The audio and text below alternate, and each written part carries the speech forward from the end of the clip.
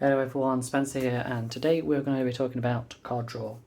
So the best way for me to, explain card draw is to show you a couple of decks, different decks that win in different ways, and card draw works in each of them slightly differently. So first off, card draw is actually drawing a card. So scrying is not card draw. It is giving you a bit of information on what's coming next, which is good and hopeful for setting up for your next turn, provided nothing else happens. But card draw is actually the art of drawing cards or multiple cards. One thing you'll notice with the three commanders that I've got on the table in front of you now is they all have card draw built into them. For me, card draw is essential. I have played in so many pods where people get down to their last two cards in hand, and the next turn they play them both and they're top decking. And that can happen anyway from turn 5. Turn 6, if depending on how quickly they've ramped. You need to have card draw built into your deck, otherwise you'll be dead in the water from turn 5 or 6. I've seen it happen too many times. Do not do it to yourself. These sexy big drops that cost 7, 8, 9 mana, cut those cards, get some card drawing, unless that card obviously is a win con for your deck. So, anyway, we'll talk about mana curve and optimizing mana curves in another video, because that is another one of the big areas that people can improve or make their decks more efficient on, especially when trying to power them up type thing. So, card draw is essential for your commander games. It's essential in essentially in any format, really. You need to have card draw that synergizes with your deck. So, I'm just going to flip through here. Gadwick, Isochron Scepter, Dramatic Reversal. I'm going to Storm, I'm going to Brain Freeze everyone. Yeah? That's the aim. That's the plan. In here, we have minimal creatures, and then everything else. Look at the top card, draw a card. Scry 2, draw a card. Some counter spells, bounce spells, counter spells or draw spells. Draw spell, draw spell, draw spell, draw spell. Yeah, this scry 3, so I can set up my next draw. Look at the top 3, pick a card. Draw 2 cards. Look at the top 5, pick a card. Go find a card. Yeah, see, this is all this deck is built around is getting to this win con.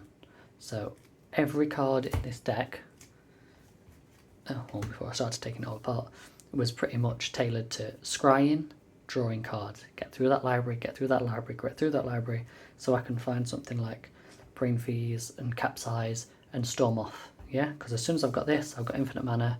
I can make infinite Storm size with Capsize, and obviously if I get infinite mana, I can cast Gadwick for my entire library, draw all my cards and win from there. But the thing with this, because this deck is so narrow, this is a proper budget deck.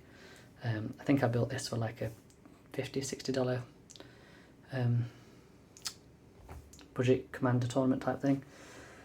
Because this is so focused on finding this combo, it is weak to aggro decks. Anything that plays low cost creatures and just starts swinging out straight away turn 1, turn 2, I'm dead in the water too.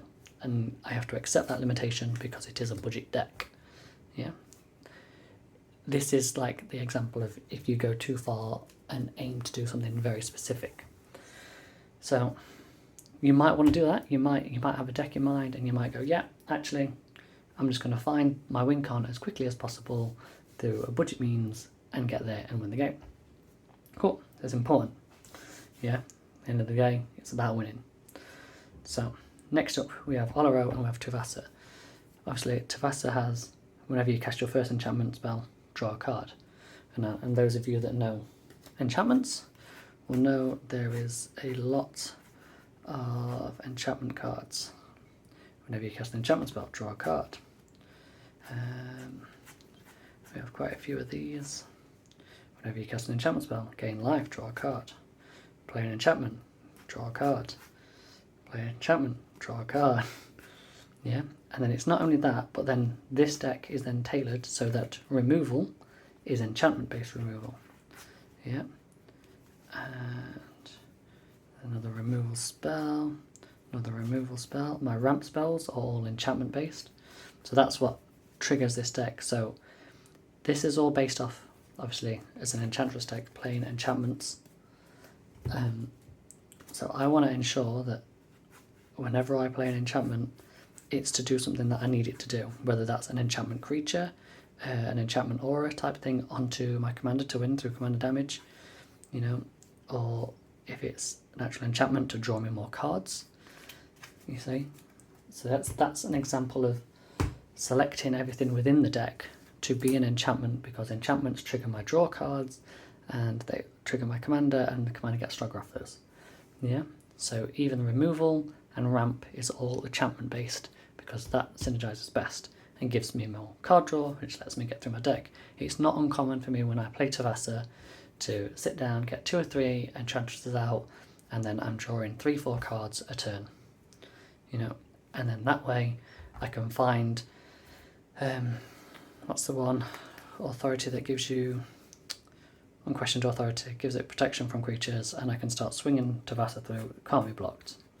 Yeah, easy peasy, lemon squeezy.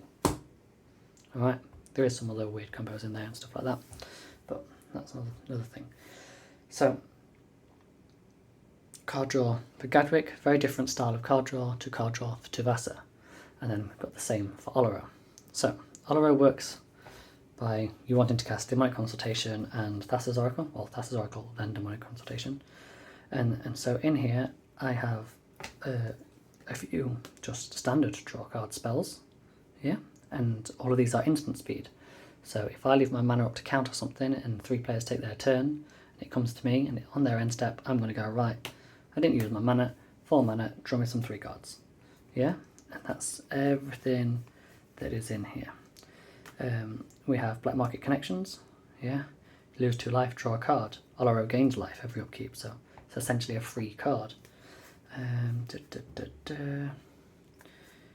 We also have, I very rarely cast Oloro, but if I do cast Oloro, obviously whenever I gain life, which I gain life on every upkeep, I can pay 1, draw a card. So if the game's going on for a little while, it's a bit of a board stall, and I'm needing to draw more cards quickly, and I've not got any draw spells in hand, I can cast off in my Kanda, then on my upkeep every turn I can pay 1 and I'm drawing 2 cards on my draw step essentially.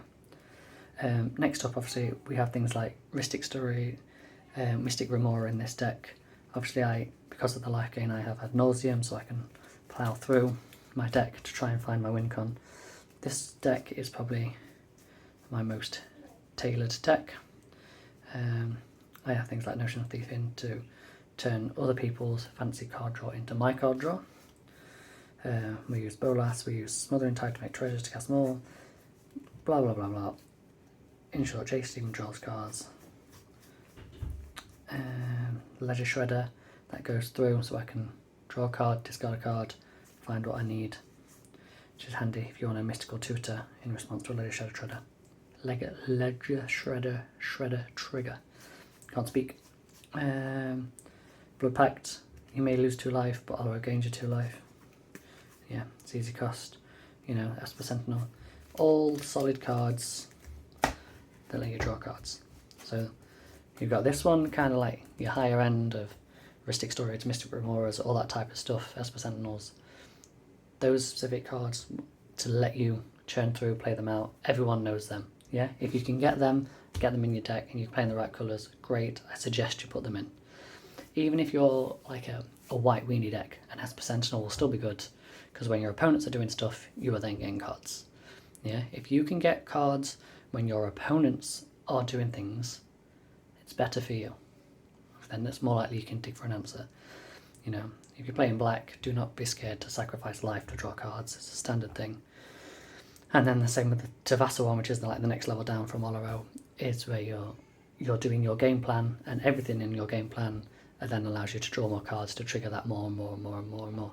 The only problem with this one is if you overextend and you have a massive board state and then you can't protect against a board wipe, something like Austere Command, which destroys everything, you're kind of a bit dead in the water and you've got to try and refill.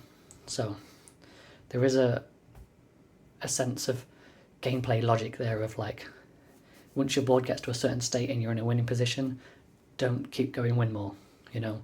Play the key bits that will make you win, but don't just flood your entire hand onto the board, because if you do get hit by that one wipe, or like something even as simple as a River's Rebuke and everything bounces back to your hand, you know. It can really set you back, especially if you've got no maximum hand size.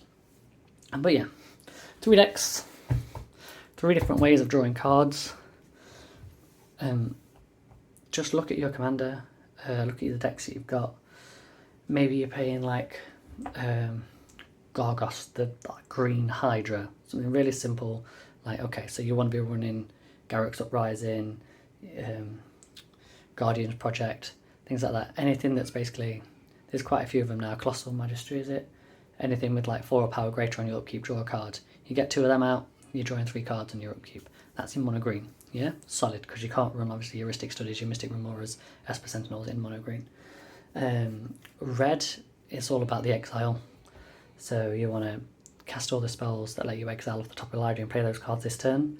Yes, sometimes it means you lose them, but that is the way that red kind of draws cards. So it's just kind of something you have to deal with. But it's best when you start going into like 3 colours, and you can start mixing colours like Griska? Red, blue, black. Yeah, that one. Esper, Ban obviously lets you get a few more. But yeah, do not skip on card drawing decks. Just like your mana base, I said in the mana base, like if you miss out on being able to cast a spell because of poor mana base, you'll lose the game. If you don't draw through your deck to find your win con, you will lose the game.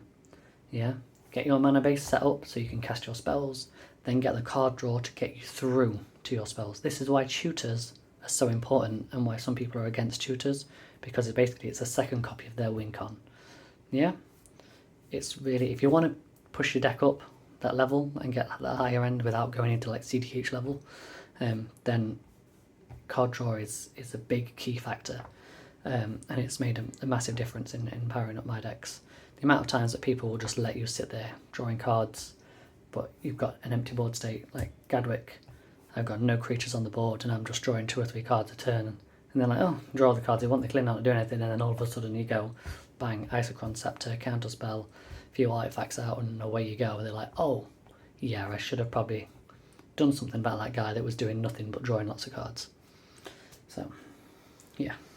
But that's threat assessment. That's a whole nother story. But yeah, I think that's everything. I'm just checking my notes. Yeah, that's it. I think I covered everything. Hope you have some good games out there. Draw well, and I'll see you all in the next one. Bye bye.